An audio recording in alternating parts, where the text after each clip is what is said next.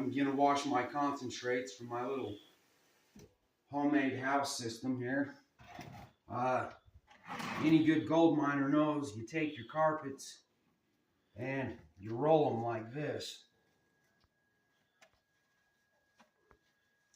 That way you don't lose anything. And actually, I think I want to put it in this little pan.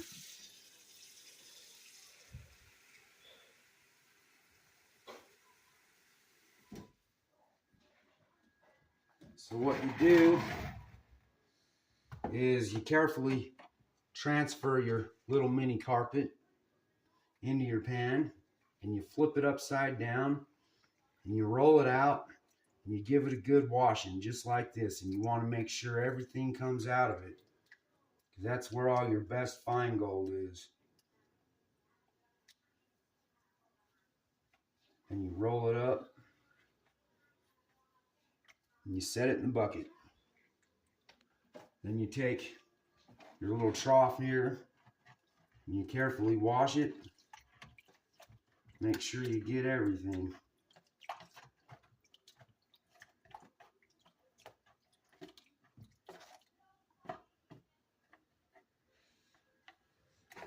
And then with this, you take this apart.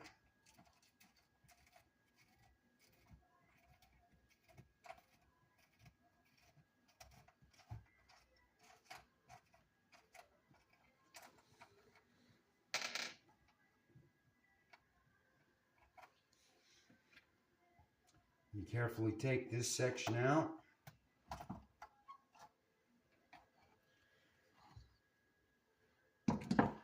You just give it a good rinse. Not very much sticks to this part. And then you take this section and just carefully wash it all out.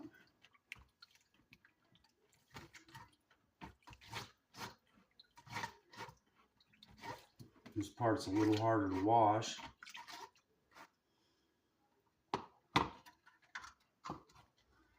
Then you roll it up just like the carpet.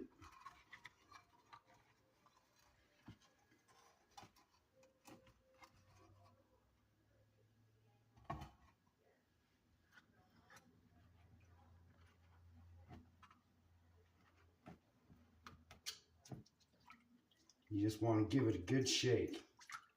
Give it that good agitation so everything falls out of it.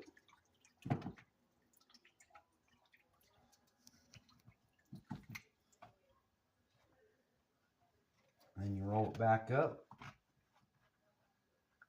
Stick it in the bucket. Take this trough and do the same thing.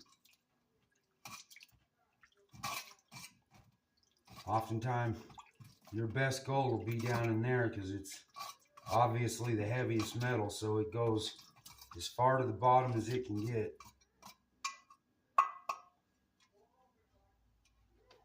Put that in the bucket. And this guy, he's going to be a little harder to wash, so what I'm going to do, pour this water off. And you got to be careful because this stuff floats, so a lot of your gold will be in that water. So you want to save it and put some jet dryer, some dish soap in there, and break the surface tension so that it all falls to the bottom.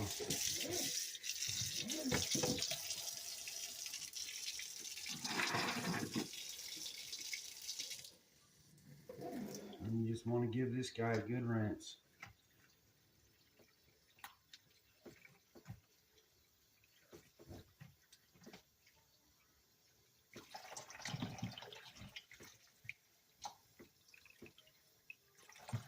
If there's any bigger gold, it'll be in this part.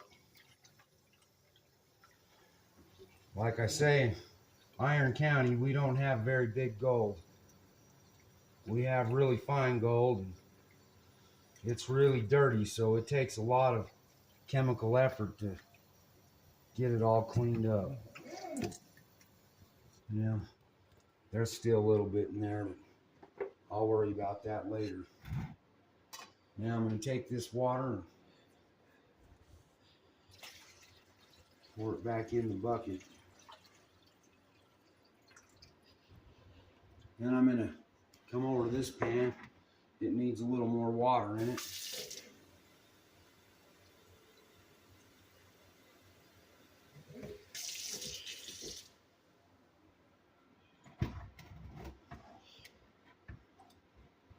What you want to do is really agitate this stuff good. You want to work that heavy stuff down to the bottom. And it's worth it to take a little extra time. Just work that real good. You always want to pan this stuff into another pan because you're always going to lose a little bit through panning. It's not a very efficient method. That's why the old timers came up with better equipment and better stuff. When they started out, this is all they used.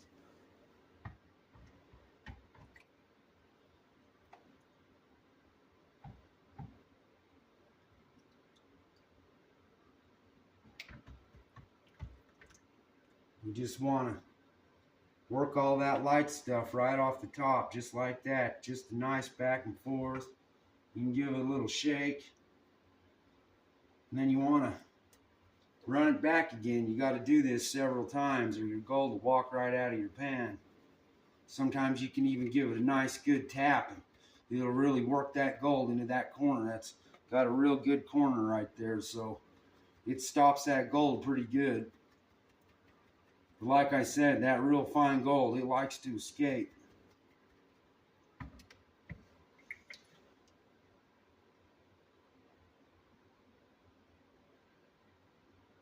And I'm just doing kind of a quick pan right now because save time. I can go back through this later and pan it out better.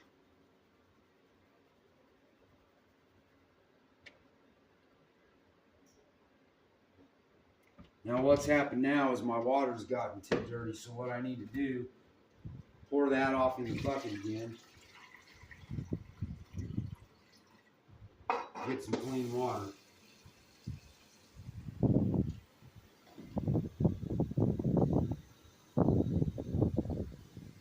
If you let your water get too muddy, it makes the gold float.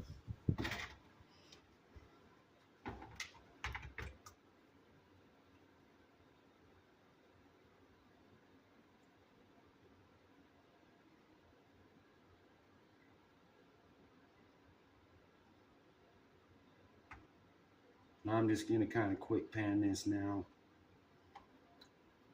Kind of sloppy, but save time for the video. Later on, I'll do a demonstration of proper panning technique.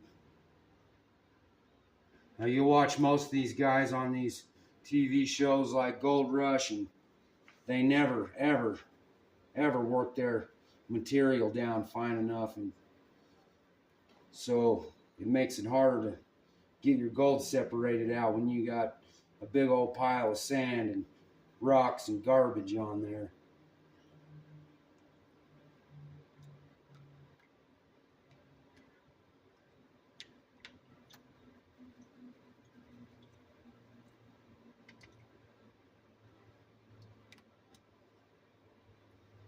Now, we've got terrible lighting in here. And like I said, this gold is very dirty, so it won't look like anything in this pan. It won't look like anything until we chemically clean it and then put it in the smelting furnace. We've got an induction smelting furnace that melts this material down in about 2 or 3 minutes. It's really quite an amazing process, but that'll be a later video. Like I said, I'm working that material deep into that corner of that pan.